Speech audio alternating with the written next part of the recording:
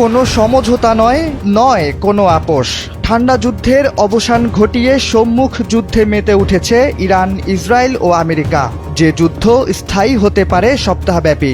বিশাল এই পরীক্ষাকে সামনে রেখে কতটুকু প্রস্তুত ইরান? মার্কিন হামলায় এরই মধ্যে আয়াতুল্লাহ খামেনির প্রাসাদ ভেঙে চৌচির, হরমুজ প্রণালীও পশ্চিমাদের দখলে। তাহলে কি কোণঠাসা হয়ে গেল ইরান? কি নিয়ে মোকাবেলা করবে পশ্চিমা দুই মিত্রশক্তিকে? যুদ্ধক্ষেত্রে আমেরিকা, ইসরায়েলের সামরিক সক্ষমতার বিষয়টি তো সবারই জানা। বিশ্বের অনেক দেশ তাদের সাথে যুদ্ধে জড়ানোর কথা ভাবতেও পারে না। সেখানে ইরান এবার দেখিয়েছে তাদের হিম্মত। গত বছর একবার কোণঠাসা হয়েছিল, এবার আর নয়। শনিবার তেহরান একযোগে পাল্টা হামলা চালিয়েছে মার্কিন ঘাঁটিতে।